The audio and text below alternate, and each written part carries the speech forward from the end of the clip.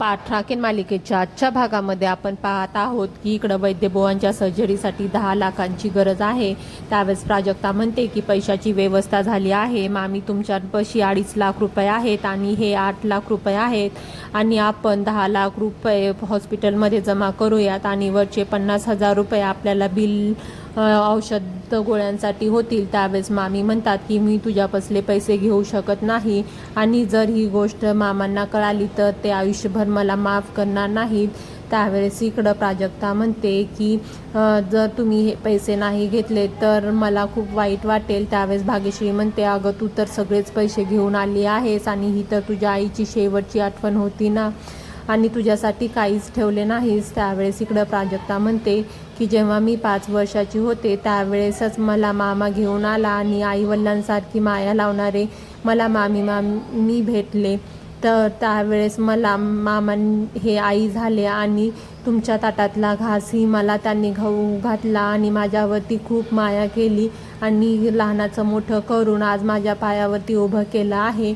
त्यावेळेस इकडं मामी ही माझ्यासाठी वडील झाली आणि वरून कठोर वागणारी आहे, मधून खूप जीव लावते, तसंच मला योग्य ते दिशाही दाखवली आहे आणि मला माहीत आहे की भाग्यश्रीच्या लग्नाच्या वेळेस तिला तुझ्यापासून मला दूर ठेवणं खूप कठीण झालं होतं, तरीही ती तुझ्या सुखासाठी हे सर्व करत होती।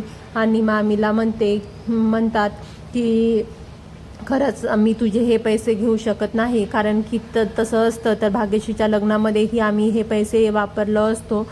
त्यावेळेस इकडं प्राजक्ता म्हणते की मला माहीत आहे आणि बरं झालं ते पैसे वापरले नाहीत आणि त्या लोकांचा चेहरा तर समोर आला। त्यानंतर इकडं प्राजक्ता म्हणते की मला भाग्यश्रीसारखी बहीण भेटली, तसंच कौस्तुभदादासारखा दादाही भेटला आणि मला एवढी सोन्यासारखी कुटुंब असताना मला या पैशाची काय गरज आहे आणि जर मी हे पैसे आज नाही वापरले तर मी आयुष्यभर स्वतःला माफ करणार नाही। आणि त्यानंतर मामींना डोक्यावरती हात ठेवून विचारते की तुम्ही खरंच मला माझी मुलगी मानत नाहीत का। त्यावेळेस इकडं मामींचं उत्तर प्राजक्ताला भेटतं आणि प्राजक्ता म्हणते की मला माहीत आहे तू तुझ्या मुलीसारखंच माझ्यावरतीही जीव लावते। त्यानंतर इकडं मामींना खूप भरून येतं आणि त्या खूप रडायला लागतात। त्यावेळेस इकडं आजी म्हणतात की हे रडणं पडणं आता बंद करा आणि इकडे प्राजक्ता ही मामींच्या गळ्याला पडून रडायला लागते। त्यावेळेस भाग्यश्री ही रडत असते। त्यावेळेस आजी म्हणतात की अगोदर हॉस्पिटलमध्ये जावा आणि ते पैसे हॉस्पिटलमध्ये भरा, तेव्हाच आपल्या मामांची सर्जरी सुरू होईल। त्यानंतर इकडं आरव हा विचार करत असतो की भाग्यश्रीचं लग्न हे मोडलेलं आहे, तसेच तिच्या भावावरतीही चोरीचा आरोप आला आहे। त्यावेळेस तिला खूप वाईट वाटत असेल आणि ती मधून खूप खचली असेल, वरून जरी दाखवत असेल की ती खूप स्ट्रॉंग आहे तरीही तिला एकदा मला बोलावं लागेल। त्यानंतर इकडं प्राजक्ता आणि भाग्यश्री हे पैसे घेऊन हॉस्पिटलमध्ये येतात आणि सर्व रक्कम गोळा करतात। त्यावेळेस इकडं डॉक्टरांना सांगतात की हे 10 लाख रुपये आहेत आणि तुम्ही सर्जरीला सुरुवात करा। त्यानंतर इकडं भाग्यश्री म्हणते की खरंच बाबा आपल्यासाठी किती महत्त्वाचे आहेत आणि आज ते असे पाहिलं तर खूप अस्वस्थ होत आहे। त्यावेळेस प्राजक्ता म्हणते की तू होतीस ना जेव्हा बाबांना हार्ट अटॅक आला, त्यावेळेस भाग्यश्री म्हणते की हो मी तिथेच होते आणि तो माणूस इतकी दिवस खस्ते खाऊनही ताठ वागणारा जेव्हा असं कोलमडतो तेव्हा ते दृश्य माझ्या आणखीनही डोळ्याच्या समोरून जात नाही। त्यावेळेस इकडं प्राजक्ता म्हणते की जसं आपण लहानाचे मोठे होत गेलो तसं तेही आता म्हातारे होत चालले आहेत आणि आपल्यालाच आता त्यांची काळजी घ्यावी लागणार आहे।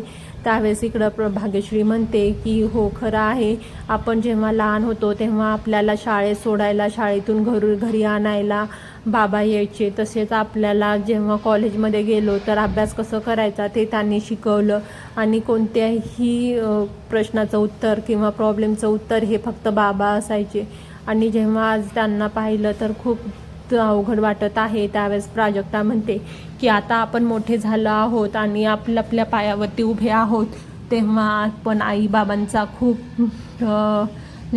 काळजी करायची आणि त्यांना कोणताही त्रास होणार नाही हे पाहूया। त्यानंतर इकडं आरव हा भाग्यश्रीला फोन करून पाहत असतो पण भाग्यश्री ही फोन उचलत नाही आणि ती प्राजक्ताला बोलण्यामध्येच व्यस्त असते आणि तिच्या लक्षातही येत नाही की आपला फोन वाजून गेला. त्यानंतर इकडं प्राजक्ता आणि भाग्यश्री ठरवतात की आता आपण मामा मामींची तब्येतीची खूप काळजी घ्यायची. त्यावेळेस भाग्यश्री ही तिला प्रॉमिस करते. इकडे आरव हा आपल्या गाडीला दुरुस्त केलेला असतो आणि त्यानंतर तो खूप खुश असतो आणि त्या गाडीचं नाव सुंदरी असते.